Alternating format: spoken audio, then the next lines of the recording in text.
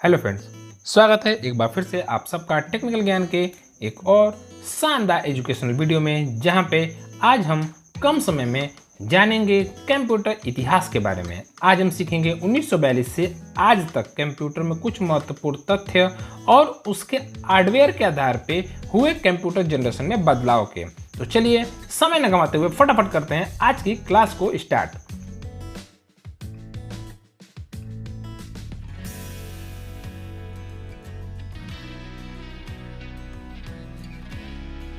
तो सबसे पहले आज हम बात करते हैं पहले जनरेशन की। आप सबको बता दें, ये जितनी जानकारी आप सबको स्क्रीन पर नजर आ रही है, ये सब के सब परीक्षा मंथन किताब से कलेक्ट की गई है, जिसमें तारीख को लेकर बदलाव आपको नजर आ सकता है अगर आप किसी दूसरे कंप्यूटर के विषय में या किसी दूसरे तैयारी करते हैं। तो वहाँ पे आप सबको एक जानकारी दे दें कि अगर आप CCC या किसी अदर कंप्यूटर की तैयारी करते हैं तो आप इस बात का खासा ख्याल रखें कि जो किताब उस तैयारी के लिए बनाई गई है यानी ऑथराइज की गई है, आप उसी किताब से तैयारी करें, क्योंकि साल में आपको 1-2 ईयर का डिफरेंस देखने को मिल सकता है। फिलहाल परीक्षा मंथन के अनुसार ये सारी जानकारी कलेक्ट है। तो बात करते हैं सबसे पहले जनरेशन की। पहले जनरेशन का समय 1942-1955 तक माना जाता है, जिसमें हार्डवेयर के तौर पे निर्वात नली, सॉफ्टवेयर के रूप में मशीनी भाषा, बाइनरी तथा स्टोर प्रोग्राम जैसे सॉफ्टवेयर का इस्तेमाल किया जाता था। मेमोरी के लिए पंच कार्ड तथा पेपर टेप जैसी मेमोरी का इस्तेमाल होता था। इसे गणना करने में मिली सेकेंड का समय लगता था। उपयोग के तौर पे इसका उपयोग सबसे पहले वैज्ञानिक और रक्षा अनुप्रयोग में किया गया। इसकी सबसे बड़ी विशेषता थी कि ये विद्युत से चलने वाला था और इसका अनुप्रयोग रक्षा यानी डिफेंस में किया गया। इस वक्त के बने कंप्यूटर ENIAC, IDVAC और UNIVAC फर्स्ट थे। कोशिश करेंगे ज़्यादा से ज़्यादा आपके हार्डवेयर के फिगर आपको पढ़ाने के दौरान ही स्क्रीन पे नजर आए, तो आप उन्हें भी देख सकते हैं इस क्लास के दौरान। तो ये थी पहले जनरेशन की जानकारी। अगर इससे रिलेटेड कोई भी सवाल आपके मन में हो तो कमेंट बॉक्स में पूछना न भूलें, हम पूरी कोशिश करेंगे आपको एक अच्छा सा जवाब देने की। अब बारी है सेकेंड जनरेशन की, तो चलते हैं सेकेंड जनरेशन की तरफ। सेकेंड जनरेशन का समय 1955 से 1965 तक माना जाता है। इसमें बहुत ज़्यादा बदलाव नहीं होगा। बहुत ज़्यादा चेंजेस अगर होंगे तो वो 1954 हो सकता है या 1956 हो सकता है। 1956 से 1965 तक या 1956 से 1964 तक दिया जा सकता है। सेकेंड पीढ़ी यानी द्वितीय पीढ़ी या सेकेंड जनरेशन, जहाँ पे हार्डवेयर के तौर पे ट्रांजिस्टर, सॉफ्टवेयर के तौर पे उच्च स्तरीय असेंबली भाषा, बैच ऑपरेटिंग सिस्टम जैसे सॉफ्टवेयर का इस्तेमाल किया गया। मेमोरी के लिए चुंबकीय मेमोरी या मैग्नेटिक डिस्क का इस्तेमाल किया गया। इसे गणना करने में सेकेंड जनरेशन के कंप्यूटर को गणना करने में माइक्रोसेकंड का समय लगता था। वहीं बात करें उपयोग की तो वैज्ञानिक और व्यावसायिक उपयोग इनका ज़्यादा था। साथ ही साथ इसकी विशेषता थी वो ये थी कि मेमोरी और प्रोसेसिंग क्षमता में वृद्धि हुई थी पहले जनरेशन की तुलना में। वहीं बात करें अब उदाहरण की तो IBM 1401, UNIVAC और PDP-8 इसके प्रमुख उदाहरण हैं। तो ये जानकारी थी सेकेंड जनरेशन की। उम्मीद है आपको अच्छे से समझ में आई होगी।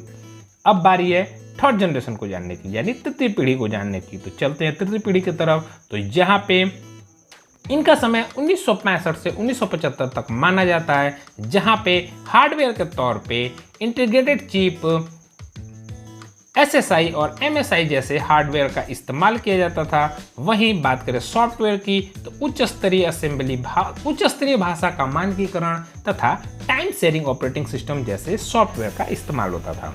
वहीं बात करें मेमोरी की तो मेमोरी जो थी वो थी आपकी मैग्नेटिक डिस्क या चुंबकीय मेमोरी। सिर्फ उसकी क्षमता में वृद्धि की गई थी। बाकी मेमोरी आपके वही थे जो द्वितीय पीढ़ी में इस्तेमाल किए जाते थे। साथ साथ अब इस बने कंप्यूटर को गणना करने में नैनो सेकंड का समय लगता था। और तीसरी पीढ़ी आते आते कंप्यूटर का व्यक्तिगत उपयोग भी होने लगा। इसकी विशेषता, सबसे बड़ी विशेषता जो थी वो थी हार्डवेयर वो सॉफ्टवेयर की अलग अलग बिक्री तथा मॉनिटर का प्रयोग होने लगा। इस वक्त के बने कंप्यूटर के प्रमुख उदाहरण IBM 360 और PDP-8 है। तो ये जानकारी थी तृतीय पीढ़ी की। उम्मीद है अच्छे तरीके से आपको समझ में आई होगी।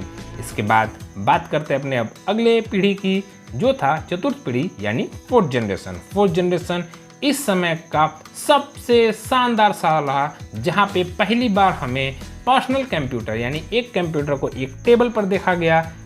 तो कैसे ये हुआ इसके बारे में अब जानते हैं। तो यहाँ पे माइक्रो प्रोसेसर सबसे पहले हार्डवेयर के तौर पे इंट्रोड्यूस किया गया। VLSI यानी very large scale integration, computer network का विकास तथा पर्सनल कंप्यूटर का इसमें खोज किया गया।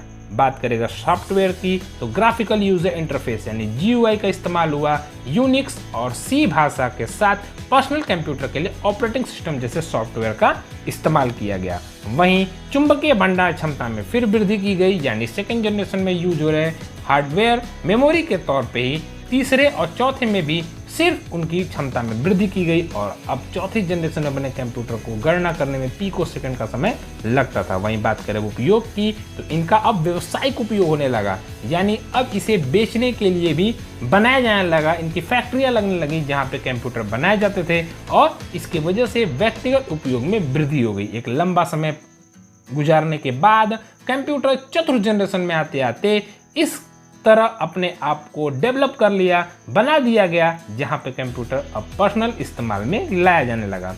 इसकी सबसे बड़ी विशेषता जो पाई गई वो ये थी कि वो एक साथ कई कार्यों को कर सकता था।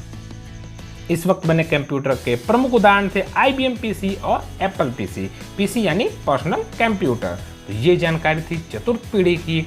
चलते हैं आगे और बात करते हैं पांचवी पीढ़ी की यानी फिफ्थ जनरेशन की। तो पांचवा पीढ़ी अभी तक आपका चल रहा है 1985 से अब तक यानी आज तक, और यहाँ पे हार्डवेयर के तौर पे ULSI यानी अल्ट्रा लार्ज स्केल इंटीग्रेशन और SLSI super large scale integration के साथ नोटबुक, लैपटॉप, इंटरनेट का विकास किया गया।